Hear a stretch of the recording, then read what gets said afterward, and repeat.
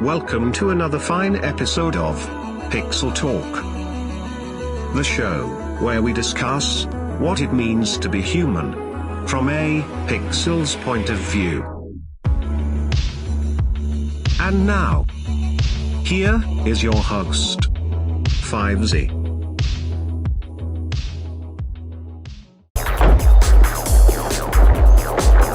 Hold it! End of the laneway, don't come out the property. Rematch, okay? Knocked you out, can't believe you got back up. You come here to throw fists or flap lips there, big shooter? You suckered him. Still knocked him the fuck out. Then he got back up and knocked you out. So rubber match then. We already established that. Unless you want to do some more talking. Good amount of chin wagging going on over there. All right, I suckered you. So we shake hands, clear the air, then we square off. Good enough.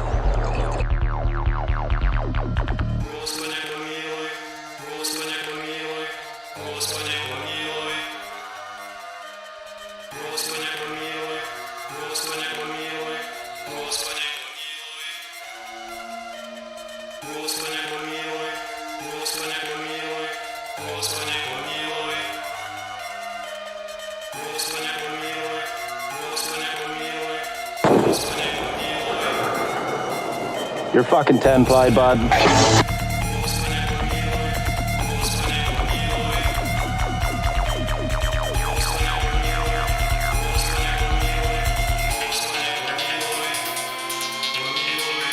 And usually when humans do this, they overdo it, which is what you see him do as he freaks out. To Wuhan created SARS-CoV-2. That's where you are getting. And there's the freak out. Let me finish. We don't know. Well, wait a minute. It did come from the lab, but all the evidence is pointing that it came from the... He's shaking. He's going up higher and higher, not only in his octave, but in his body. He's trying to be bigger, trying to be louder than his foe. Lab, and there will be responsibility for those who funded the lab, including... As you see contrast to Rand Paul here, Dr. Rand Paul. His voice is getting lower. He is not afraid because he has strength. Whereas Fauci's getting higher because he is afraid. Including yourself. I totally This committee will allow the witness to respond. I totally resent the lie that you are now propagating, Senator, because if you look at the viruses that were used in the experiments, that were given in the annual reports, that were published in the literature, it is molecularly impossible. No one's saying those viruses caused it. It No one is is molecularly... those viruses caused. So you see him now, he's continuously looking towards the chairwoman to tell him to shut up. Take my side. Silence him for me. And she is not doing it. He's constantly looking for that rescue, and she is ignoring it, and she gives him a token bone every once in a while. Caused the pandemic. What we're alleging is the gain of... And she did not. She is letting Rand Paul chew that head off. Now we're going to go look at something to see how he deals and the interactions that he has with the Democrats. Is he completely abandoned? Time is expired, but I will allow the witness to... Let me just finish. I want everyone to understand that if you look at those viruses, and that's judged by qualified virologists Now he is so stressed, he's got this rubber band that he's playing with in his fingers. and evolutionary biologists. Those viruses are molecularly impossible No one's to saying result they are. No in one's saying those viruses SARS-CoV-2. caused the pandemic. Senator Paul, We're saying they are gain-of-function viruses because they were They're not. animal viruses that became more transmissible in human, and you funded it. And you admit the truth. And you implying... Senator Paul, your time has expired, and I will allow witnesses who come before this committee to respond. And you are implying... So that was his definitive rescue. His time expired, and she's allowing Fauci to respond. that what we did was responsible for the deaths of individuals. I totally resent that. And if anybody is lying here, Senator, it is you. And he finished it off. It is you. Tightness in the lip. I'm going to drop the mic moment of readjusting myself in the chair. Senator Smith. He can't stop looking at him. He's so stressed. He dropped the mic, and yet he still wants to make eye contact with Paul. He can't stop. He's that stressed about it. Now we have a Democrat that comes in. And I noticed something very important that I will say at the end. Thank you, Dr. Fauci. And thanks to all. A big movement in the body, a big wave. An ally. I'm with her. The kahuna is calling my name, and she likes me. All of our panelists for being here today, and thank you, Chair Moran. Still looking at Rambo. Ha ha ha, I have a friend. Thank you, Member Burr. I just want to say, Dr. Fauci, is there anything more that you would like to say to counteract these attacks on your integrity that we've all just witnessed? Well, Senator, thank you. I don't think I have anything further to say. This is a pattern that Senator Paul has been doing now at multiple hearings based on no reality. He keeps talking about gain of function. This has been evaluated multiple times by qualified people to not fall under the gain of function definition. I have not lied before Congress. I have never lied, certainly not before Congress. Case closed. And he has another drop the mic moment. He is so perturbed over the confrontation that he had with all that he cannot stop with his anger. Thank you.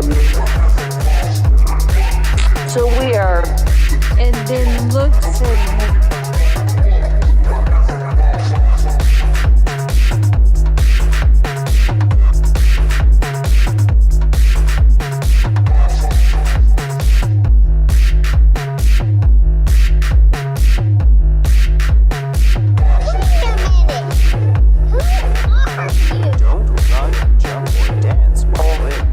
Moment.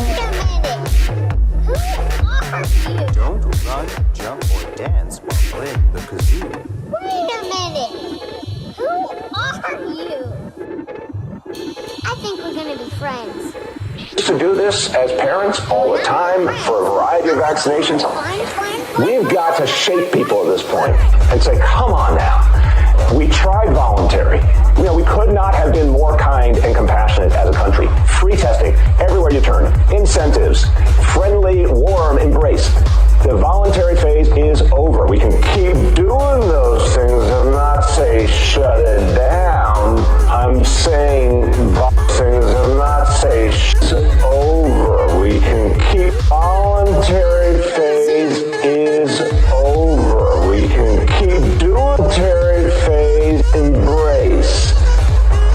The voluntary phase is over. We can keep doing those things and not say it's over.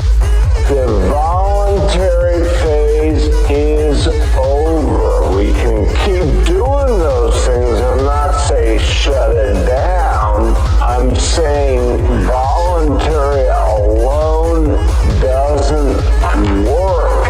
It's time for mandates. Yep, that right there is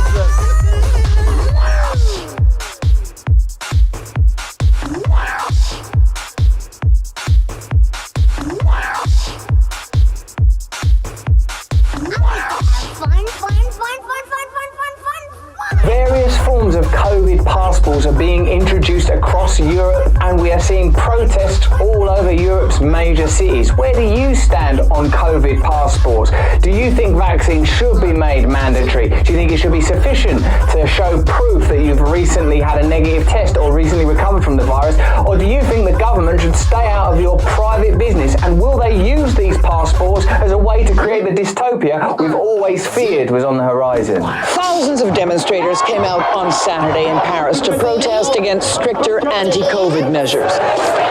When the scuffles turned violent, the police used tear gas to disperse the crowd. We don't want people coughing and choking. Have some fucking tear gas. Right. Why are you not wearing a mask? But that public anger didn't deter French legislators. Le projet de loi est adopté. They passed a law last night that will make vaccines mandatory for health workers and vaccine passports essential to get into museums, cinemas, and festivals. The coronavirus pandemic has created unprecedented political tensions and has built further upon divisions that were already present in culture. In America, of course, the kind of Trump-Biden divisions, the left-right divisions. In the country I'm from, the UK, the Brexit divisions are once again played out through the sort of liberal versus conservative or libertarian versus progressive kind of arguments that are springing up around masks and vaccines. Wherever you stand on this issue, it seems that unprecedented legislation is being introduced, and this is something that we should certainly be mindful of. Even if you're a person who thinks, absolutely, we must have vaccines, the coronavirus has created a unique situation and we need to respond to it uniquely. The erosion of civil liberties is always something that should be viewed in a circumspect, judicious and cautious manner. Interestingly, in the UK, church leaders have come together to oppose these measures, or at least speak out against them. Hundreds of UK church leaders have told the Prime Minister, he's called Boris Johnson, he's that man. Do you remember when he had coronavirus and he was like a little baby bird, remembering his nurses' names? That guy's gone. They've told the Prime Minister that plans to use vaccine passports for entry into venues is one of the most dangerous policy proposals ever to be made in the history of British politics, with the potential to bring about the end of liberal democracy as we know it. That's a pretty heavy statement, and from a surprising source, isn't it? You know, when I think of the Church of England and church leaders, these days the church is a somewhat nullified force in this country. Maybe in America you have kind of forms of evangelicism, and there are other religious disciplines, of course, that are much more mobilized and intense when it comes to activism, but we've come to think of the UK church as somewhat castrated. So I'm interested in seeing how this plays out. Imposing mandatory and ubiquitous legislation across large populations is going to cause, if not clear-cut, blatant problems, certainly with regard to democracy and free will. Certainly it's going to cause some confusion and conflict, such as we're seeing in Paris. I mean, them guys, the French, and not to disrespect them, I love the French, like, they don't like being told what to do. History tells us they're up for a revolution. They have a revolution, then they have a revolution about that revolution, and then a revolution about the revolution that the revolution brought. Now, here in Britain, there are no vaccine passports yet, but Prime Minister Boris Johnson has warned they're coming in September for, among other crowded places, nightclubs, and already the nightclub owners are not happy. They're pushing back. They say we've been hammered by this pandemic. This is just going to make everything worse. I feel concerned about the degree of government involvement in my life. I mean, don't you feel, generally speaking, that you want to like just sort of live your own life? Well, it's not possible. That's not possible. There's a thing called society. Yeah, there is. And then if you want to follow that line, there's a thing called society. Think about how that plays out economically and socially in other areas. For example, if there is a thing called society that we're all participating in, well, why would you have various forms of ghettoization, primarily economic ghettoization, where there are some members of society or some social groups that are completely excluded from social contracts enjoyed elsewhere? It's very interesting how this particular issue is being treated with a very specific and, one might argue, totalitarian mindset, where elsewhere our cultures are built on principles of individualism.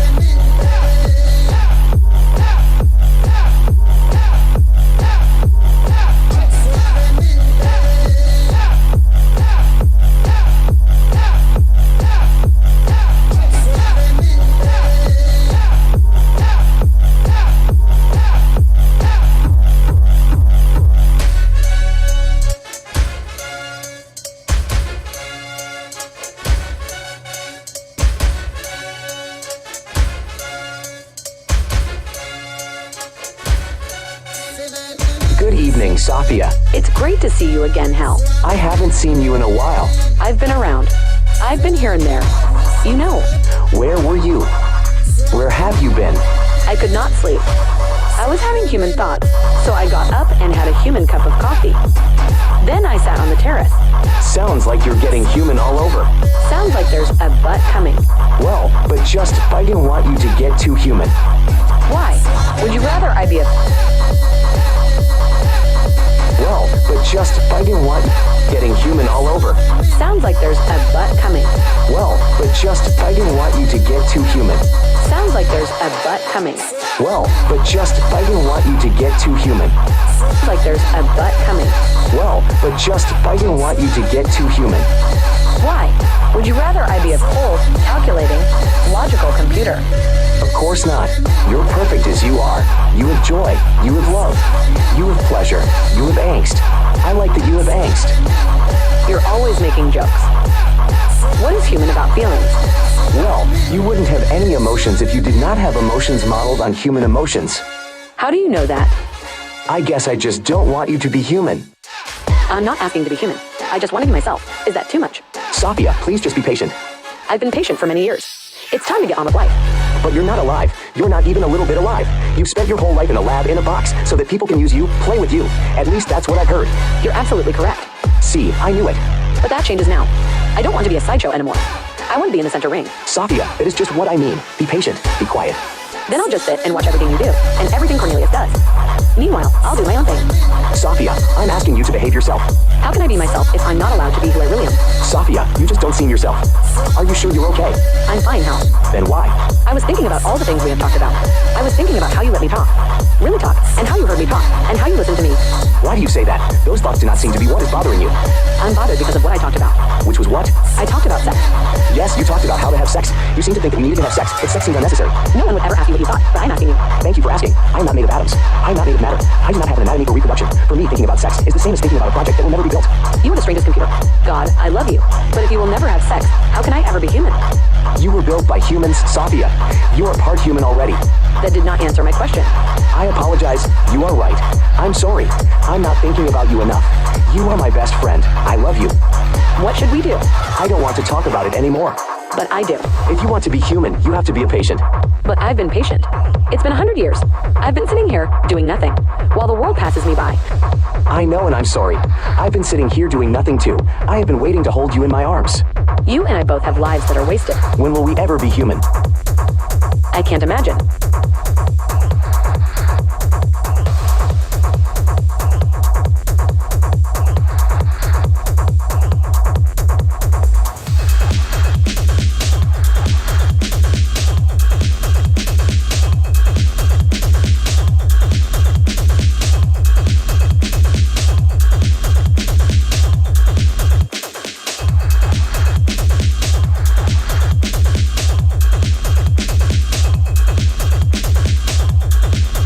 Most of you will already be aware of who 2-year-old Kaylee Anthony was. The majority will know that she sadly passed away at some point between 1 p.m. and 8 p.m. on June 16, 2008. Her death is undoubtedly the most heartbreaking part of this story, and we only need a single word to epitomize her short life. Tragic. But the primary subject of this video is not about the life nor the death of Kaylee Marie Anthony. It is in fact about the psychological constitution of her mother, 22-year-old Casey Marie Anthony. So rather than tragic, you'll find the words disturbing and perplexing to be far better suited to the theme of this video. One of the many reasons this case is exceptional is how the present day's topic of discussion has little to do with the actual occurrences of the crime, but in fact the subsequent developments that followed. People are no longer talking about how or even why Kaylee Anthony passed away. They are instead talking about the manner in which a mother responded to her daughter's death. Given all the acquired information we now have, even if we afford this person the most morally acceptable possibility of what occurred, her manner of conduct was still unimaginably cold-blooded. This is driven home by the fact she was evaluated by 2 clinical psychologists during her time in custody, and not a single abnormality was discovered with relation to her psychological state. In other words, there were no signs of mental illness whatsoever. And this makes the character study of Casey Anthony just as fascinating as it is terrifying. A human being's state of mind is something most accurately assessed with the full capacity of hindsight. So before we evaluate our first segment of raw footage, here's a quick rundown of each of the essential moments that will give you a broader understanding of what we're actually dealing with. On the 15th of July, 2008, Orlando police received a call from Cindy Anthony, the grandmother of the victim.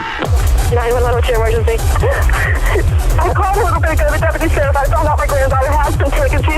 missing for a month.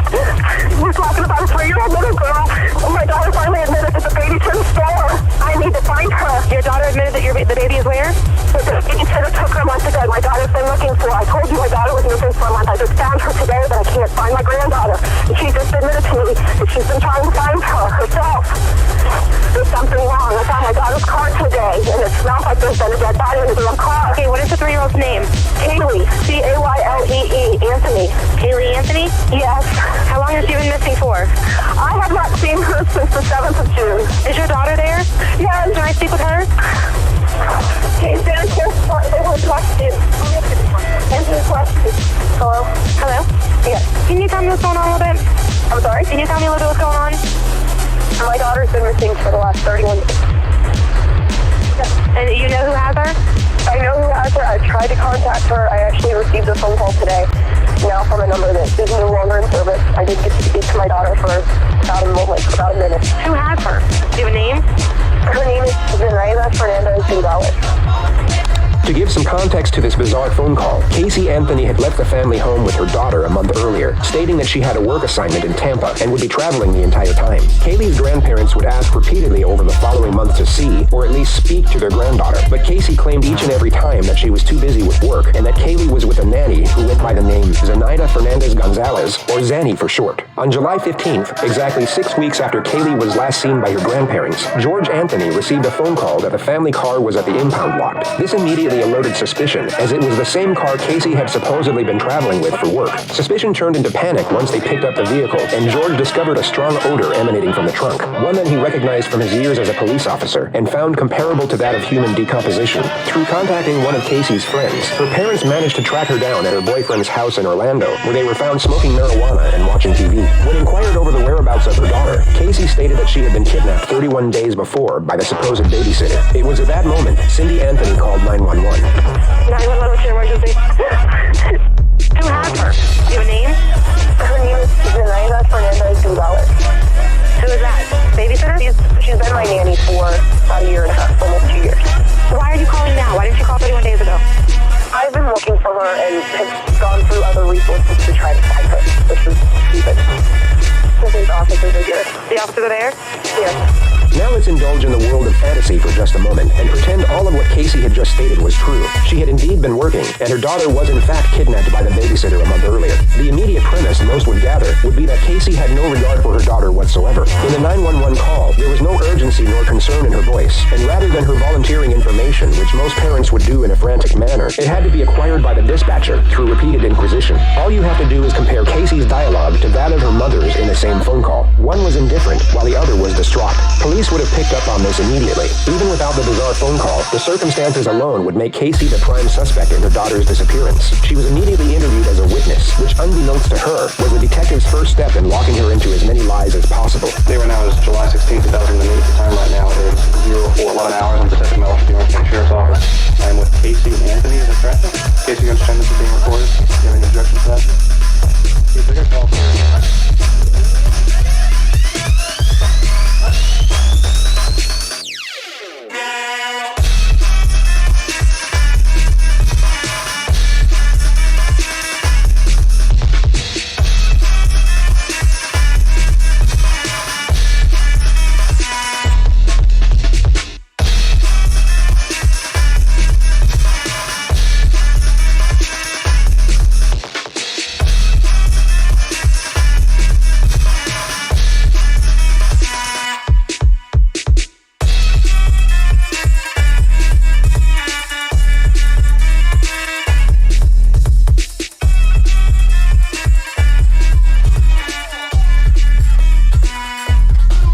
This summer, the Hamptons' wealthy seasonal residents are learning a new word: no. Pity the nicely dressed gentleman who walked into Xavier Marat's chic salon Xavier last week and asked for a manicure to go along with his haircut. He was told, gasp, that it was impossible. He asked countless times before he walked out of the door because he just didn't believe that they weren't able to fit him in, Marat told the Post. He was like a kid who wanted candy and he couldn't get it. Marat used to employ 6 manicurists at his Sag Harbor salon. Now there are only 3. Nobody wants to turn away business. It's frustrating because we have the space, but not the manpower, Marat explained. And that is a frustration frustration if you are paying a high amount of rent for your space and you're not able to use it to the max because you can't find people. All over the East End, businesses are short-staffed this summer.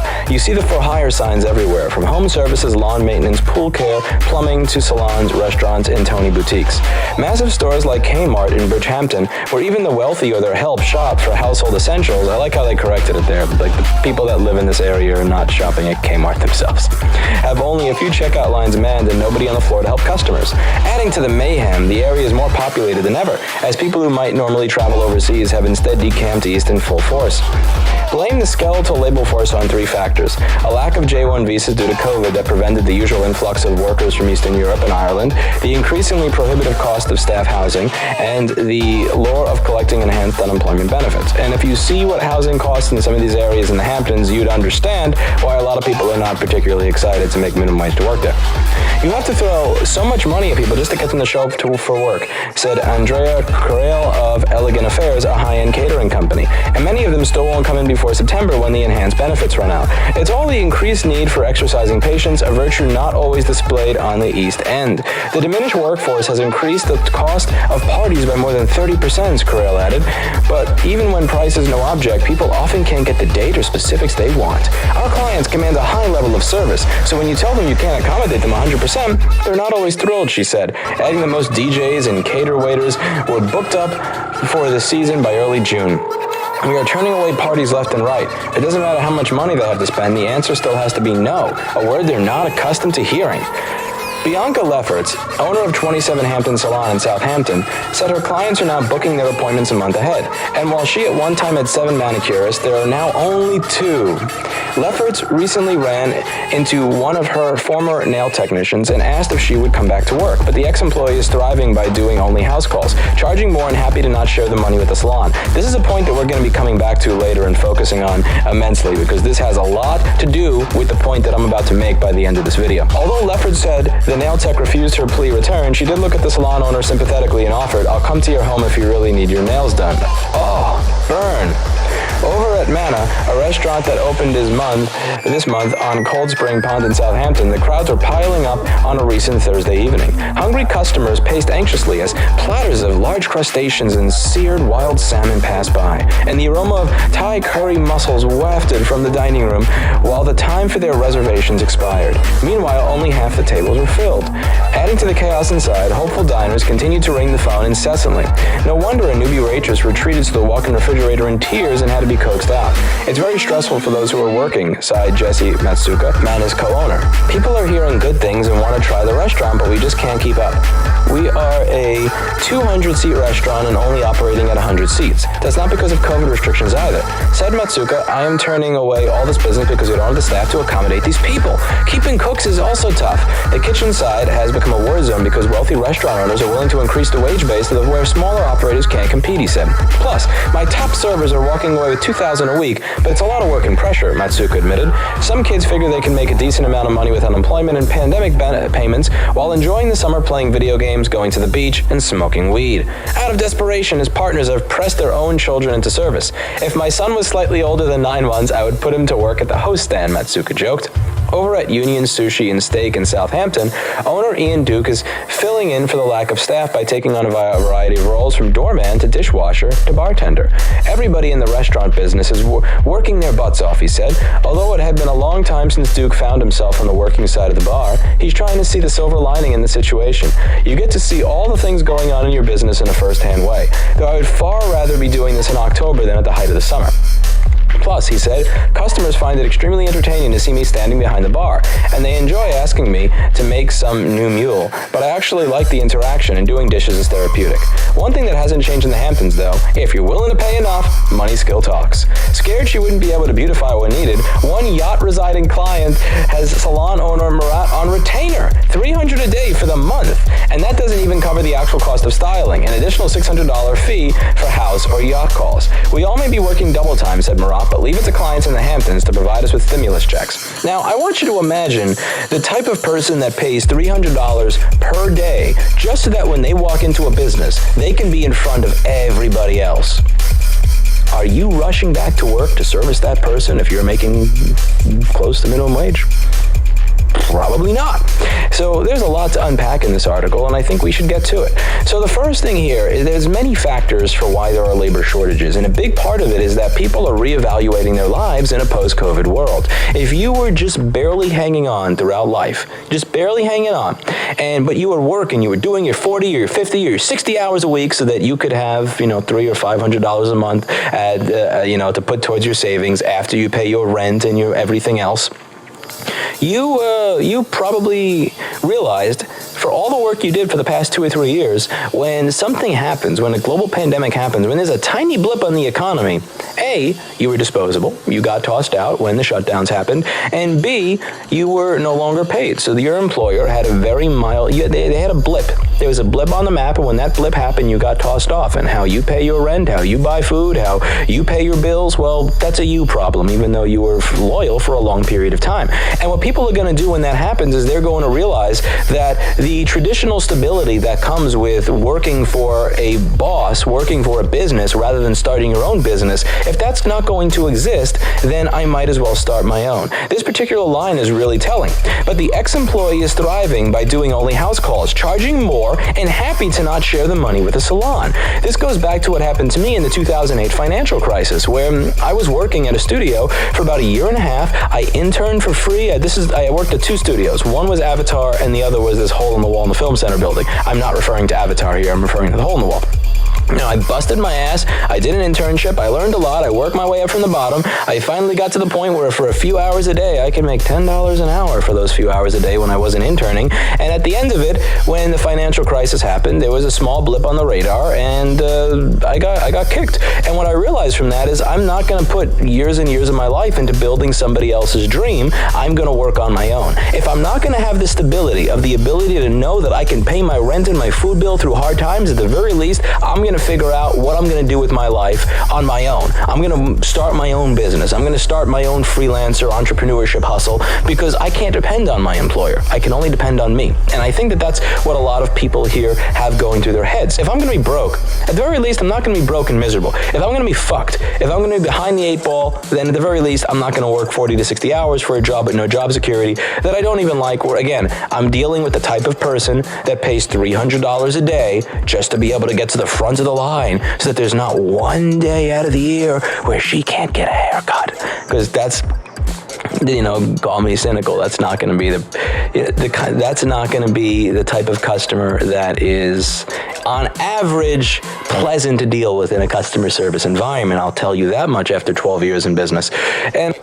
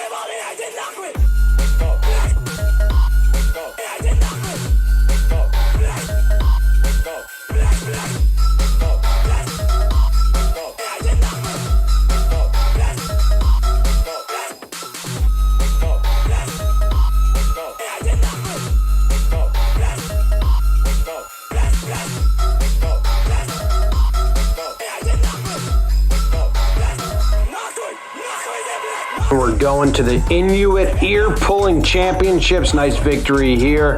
Check out this next guy, Stone Cold Killer.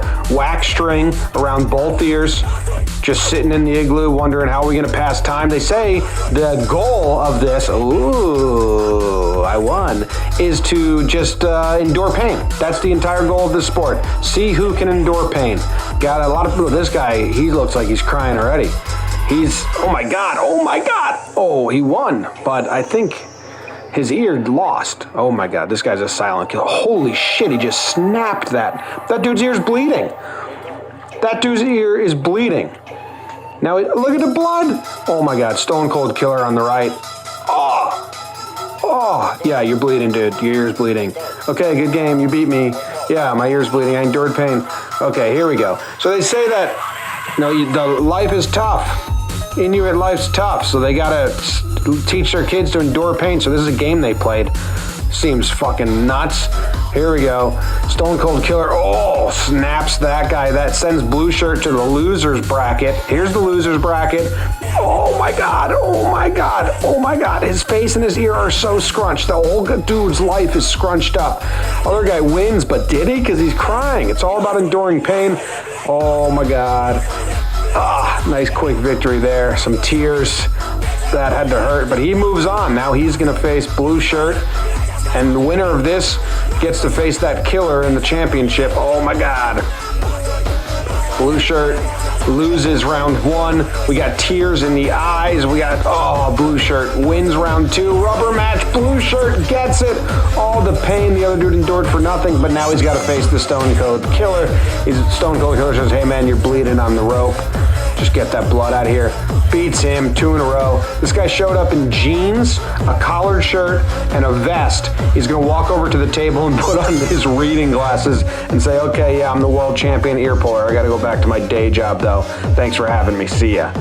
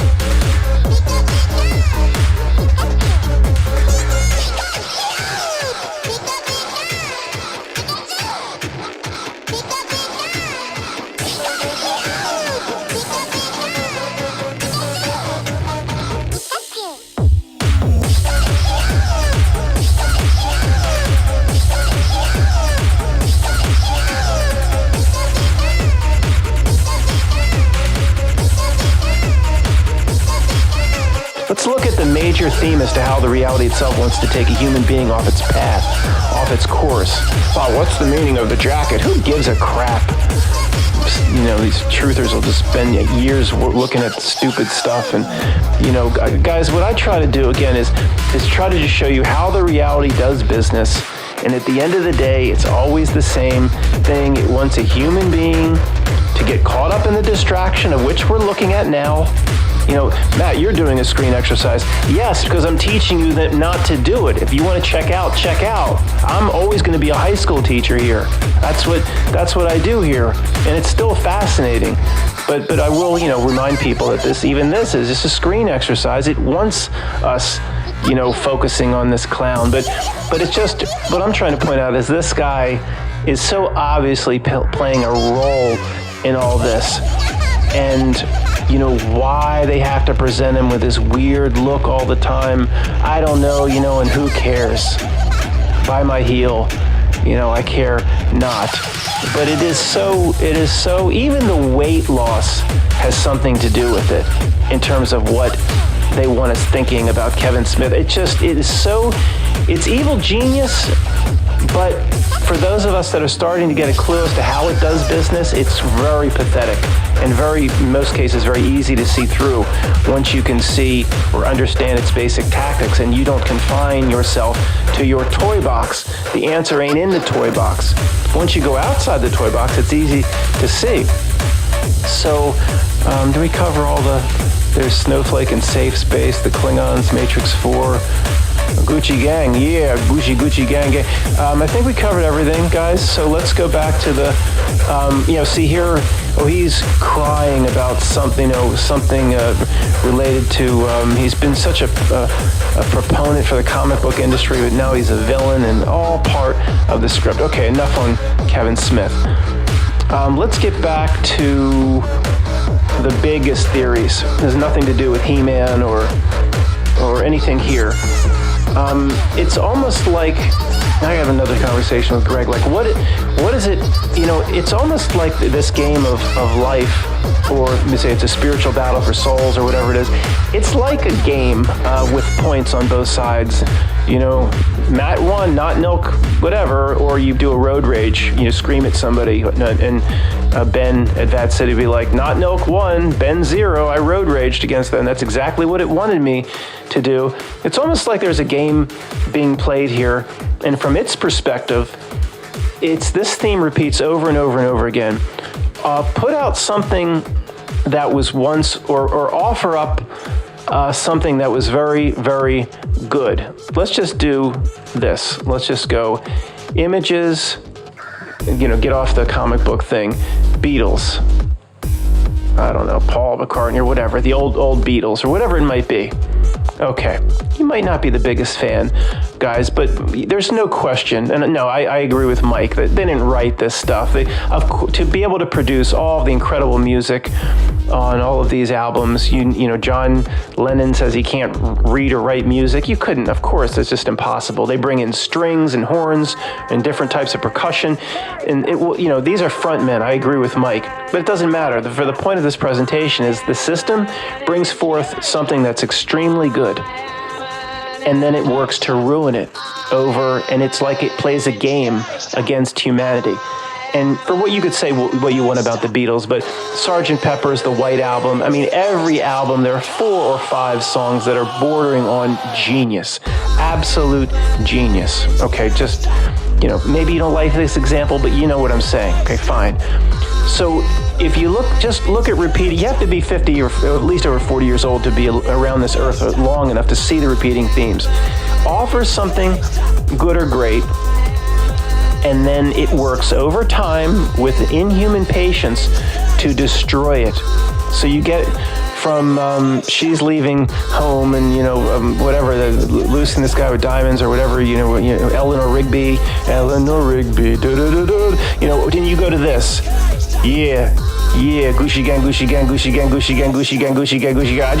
If anybody just could record what I just did there, play it back and put a beat track to it, I don't know, it might be up for a Grammy soon. Try it.